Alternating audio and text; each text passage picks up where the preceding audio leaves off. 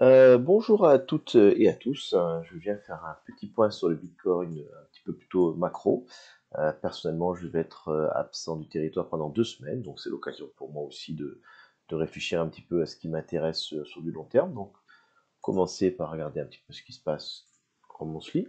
Ok, monthly déjà, première information intéressante.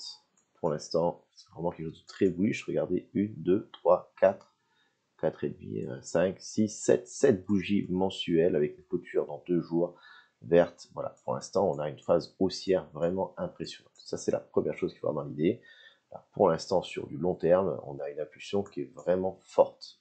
Et, chose qui était importante à parler dans la dernière vidéo, hein, on avait un premier niveau qui était ce niveau des 60 000. Pour l'instant, on est au-dessus.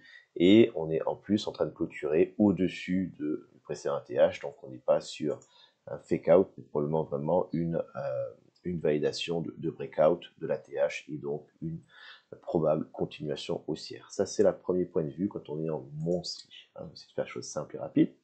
Quand on est en weekly, on a des choses un petit peu différentes. On voit que malgré cette hausse mensuelle qui a commencé à peu près ici et qui actuellement est là, on a eu à l'intérieur une respiration, on a eu un retracement comme ça arrive par moment, ok, et qui n'est pas terminé puisque pour l'instant on n'a pas fait un point plus haut par rapport à celui-ci. Donc on est toujours dans cette respiration.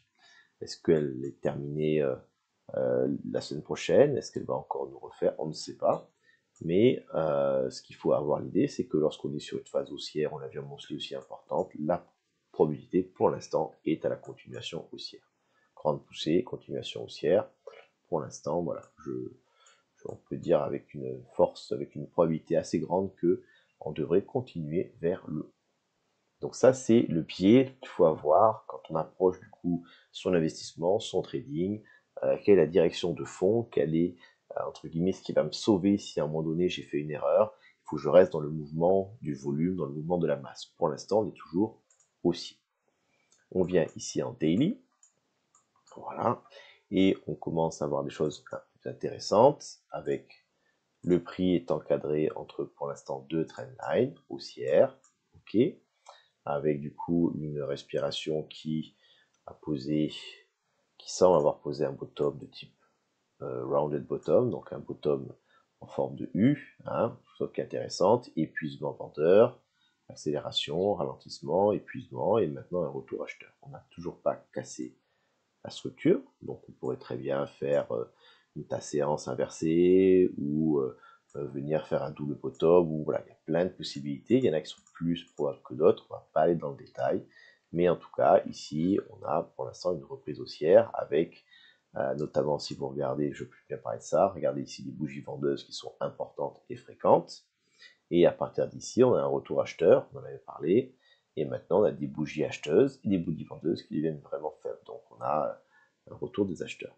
Pas encore validé la cassure, mais en tout cas, on s'en rapproche. Ok. Euh, Par rapport à ça, on va dire maintenant plutôt sur une idée un peu plus, voilà, comment est-ce qu'on peut aborder ce... Alors déjà, alors, première chose, par rapport à moi, mon trading, vu que je vais être absent pendant quelques temps, donc je vais essayer de définir une invalidation, un signal où vraiment il faut que je fasse quelque chose, et également une target, parce que je vais mettre les ordres à l'avance, et puis quand ma target est atteinte, j'aimerais bien vendre, comme ça on est content, on récupère des sous, et on n'a pas à se soucier de ça. Donc pour l'instant, qu'est-ce que c'est qu'une invalidation baissière? Je me suis trompé, et on part à la baisse où vraiment il commence à y avoir un risque.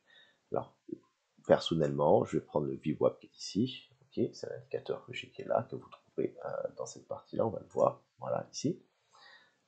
Je le prends sur le bottom qui avait été posé ici et sur du fake out à 38 000.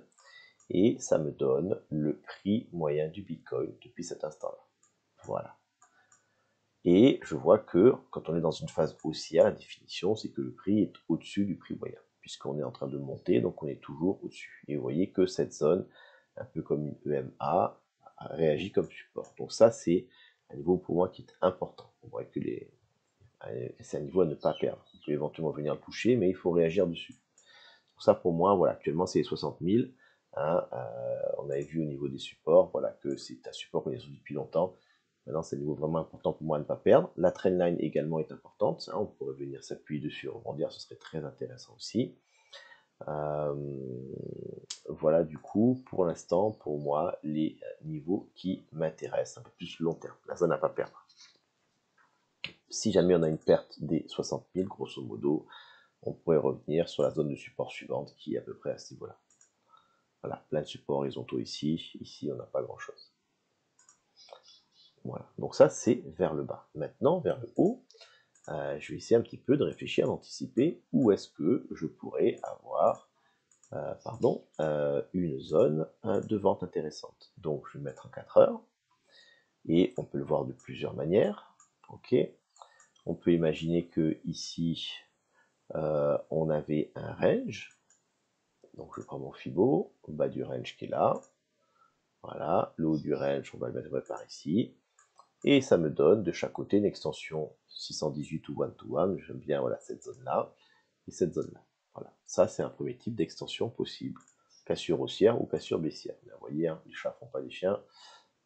Pile sur le support ici, et puis là-haut sur probablement une résistance. Après, ça c'est un élément, ça ne veut pas dire à 100% que c'est celui qui va se produire et tout.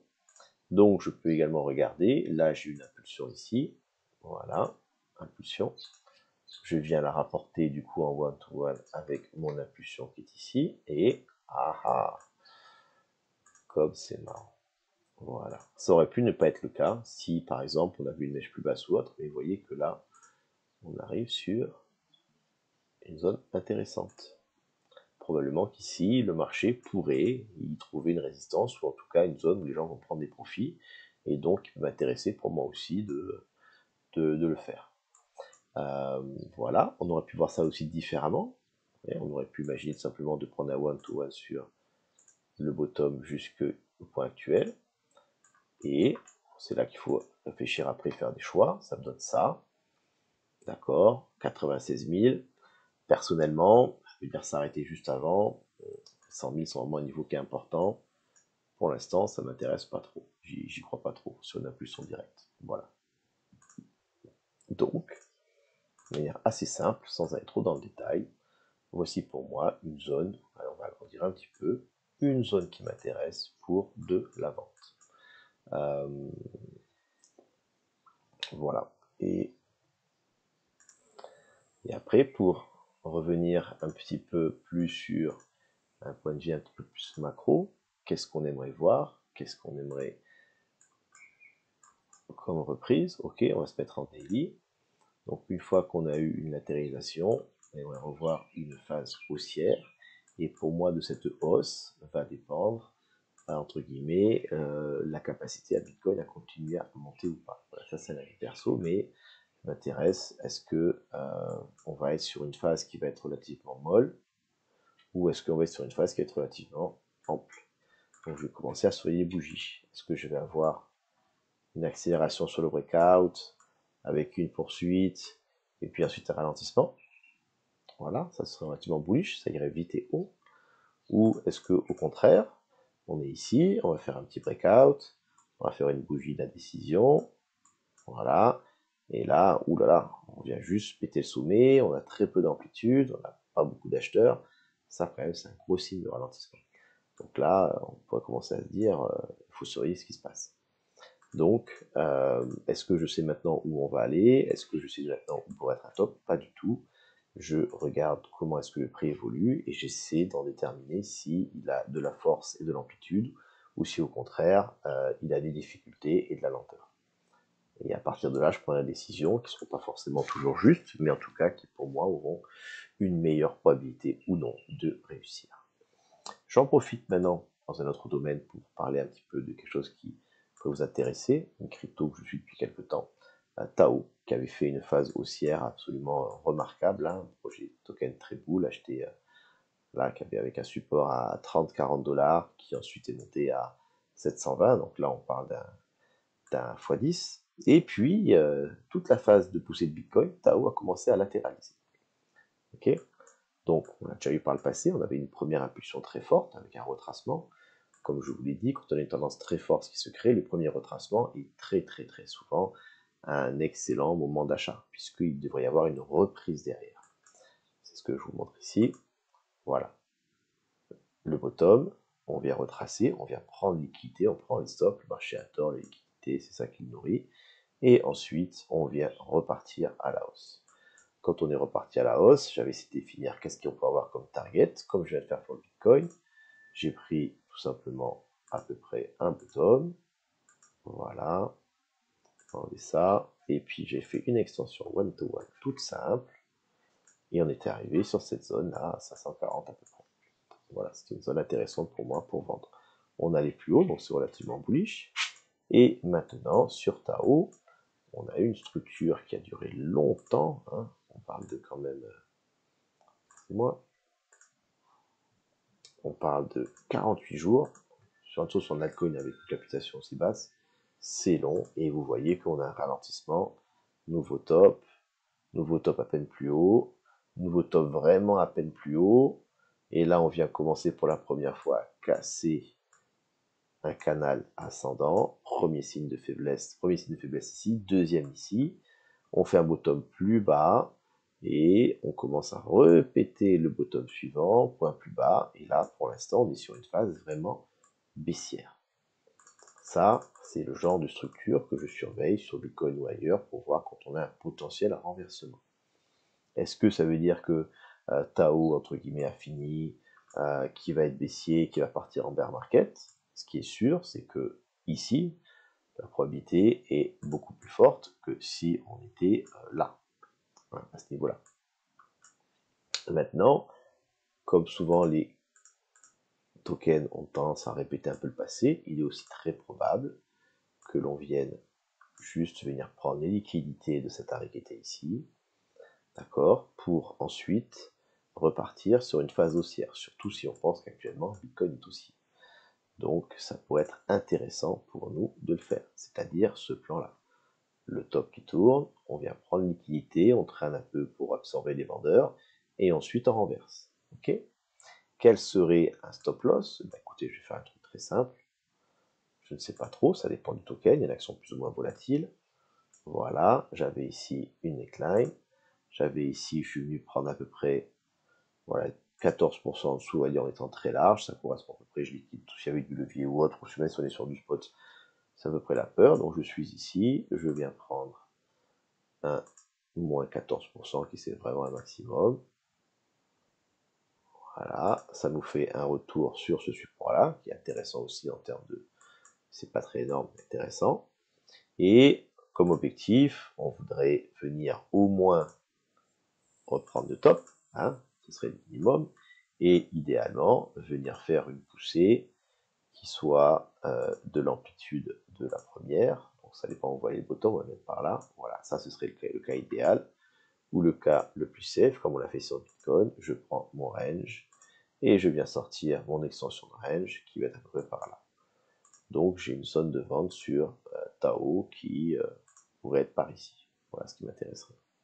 Et ça me fait un risque ratio à, on va le voir si on prend une position longue, ici, voilà, sur le niveau actuel, un stop loss on va dire par ici, une target sécuritaire avec un risque ratio de 3, et une target on va dire intéressante avec un risque ratio de